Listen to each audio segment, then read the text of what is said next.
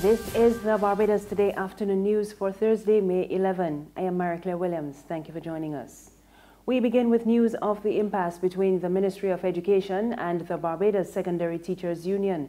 The union's shop stewards have been holding closed-door talks this week, and sources say they may be considering industrial action over what the union says is unfair dismissal of several teachers recently.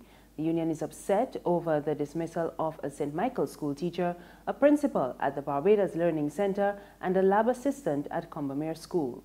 BSTU President Mary Redmond is expected to make an official announcement on the union's position. However, she spoke on the treatment of at least one member. We in the BSTU are of the view that no school in receipt of taxpayers' money should have employment practices that do not respect government's intentions, either in Protocol 6 of the Social Partnership or as those provided by the conciliation services of the Labour Department.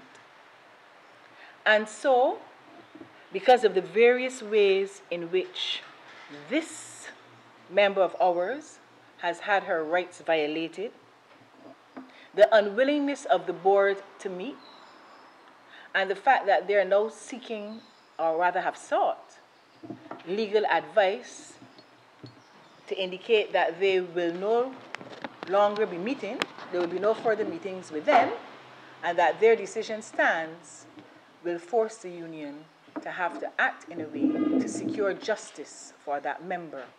Redmond also pointed to the other issue involving the lab assistant at Combermere School. A lab assistant there was terminated on the 17th of February while on probation. We wrote and we were given accorded a meeting on the 15th of March. Now, we had written, and when we went to that meeting on the 15th of March, we had outlined, and the meeting was, as I said, with the Board of Management. We had outlined all of our concerns in relation to the way in which our member was terminated. We made a list of all of the areas we wanted questions, we wanted answers to, and we went to the meeting expecting that our matters would be treated respectfully and seriously so that we could have the matter resolved. At that meeting, it was clear to us from the response of the board members when I asked if they had seen our letter of the 28th of February listing our concerns. They said no. In other news this afternoon, telecoms provider Flow has confirmed that several local employees will be sent home as its internal restructuring continues. A statement from the company did not provide details on the number of staff who will be affected or what form the separation will take. But Director of Communications and Stakeholder Management, Marilyn Seeley, says the development formed part of the company's business and transformation program. Flow has been in a state of transition since Liberty Global's $8.7 billion Barbados dollar takeover of its parent company, Cable and Wireless Communications, last year. Organizers of this year's exercise Tradewinds are stepping up their sensitization program ahead of the June 6 to 12 event. Barbados is hosting the first leg of the exercise, which is being held under the theme Seamless States Partnership for a Secure Region. The Tradewinds Secretariat has been hosting several volunteer recruitment drives, and last night they continued their outreach with a town hall meeting at Lester Vaughan School. Co-director Major Carlos Lovell tells Barbados Today they are also seeking to dispel the belief that Tradewinds is solely a military exercise.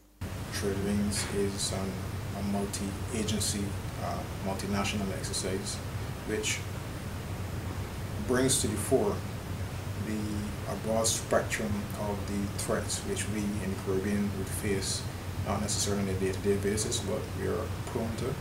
And not just from the standpoint of looking at it from a military or strict security forces, but these threats to the region require a multi-agency cohesive response.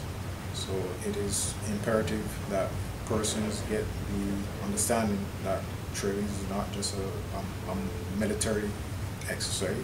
It is a military-led exercise, but without the assistance and the support of various agencies across the island, it will not be a success and will not achieve the aim, which is to bring these agencies and countries across the region together.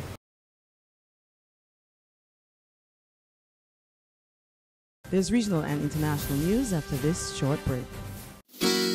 When it comes to your family, what do you dream of? Enjoying the sights of Italy, seeing the Eiffel Tower for the first time, or experiencing the cuisine of Spain? Courts can make your family dream come true. Shop at Courts for a chance to win a dream cruise for a family of 4. Spend $999 or over at any Court store or online at shopcourts.com. Every $100 gets you a chance to win that cruise to give you more fun time with your family by cruising the Mediterranean, a value of over $20,000. So stop dreaming and start shopping to make your dream come true at Courts, bringing value home. Morning,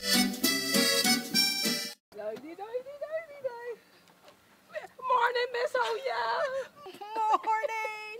You again. So you're washing cars now? Well, I can't keep up with you at all. Yes, girl, you know they've got provision to selling slow. And I don't sell nation newspapers at all because them don't sell. So I washing cars now. I like to get up before 8:30 because I can't take the hot sun. You want the car wash? No, not today.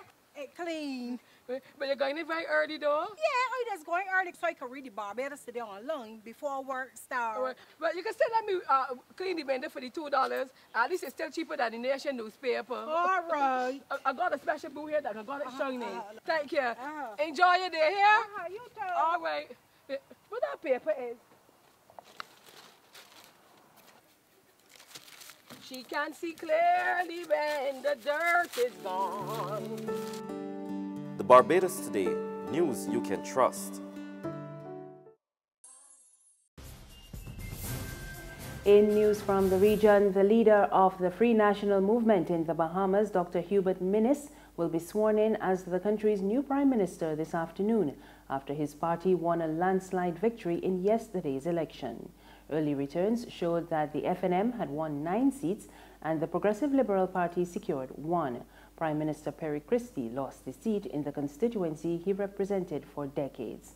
Christie conceded defeat last night, saying Minnis has his full support for a smooth transition. On the international scene, the White House says it is not aware whether the Deputy Attorney General threatened to quit after he was blamed for the sacking of FBI Director James Comey. Rod Rosenstein reportedly was on the verge of resigning after the White House cast him as the prime catalyst to fire Comey earlier this week. In a memo to President Trump, he detailed what he said were Comey's serious mistakes. At the time of the dismissal, Comey headed investigations into alleged links between Trump's election team and Russia. Democrats have been calling for a special prosecutor to take over the probe.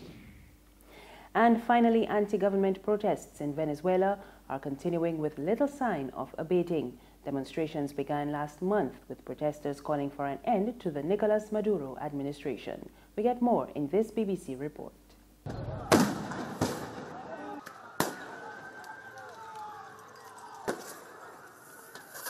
This is one of many demonstrations that we've seen in Venezuela for at least 5 weeks. This is not the only one that's happening today. There's another demonstration by pro-government supporters all the way on the other side of town. They think these demonstrations are a coup against the government. But for people like these, who I've spoken to today, they think it's the government who should listen to them. That's the news. There's more on our website, www.barbadostoday.bb. You can also subscribe to our e-paper, email updates, and like us on Facebook. We're on Izumi Media in bus terminals and Screenplay at supermarkets and gas stations near you. You can also find us on Mix 96.9 FM if you're looking for more news. I am Mary Claire Williams. Good afternoon.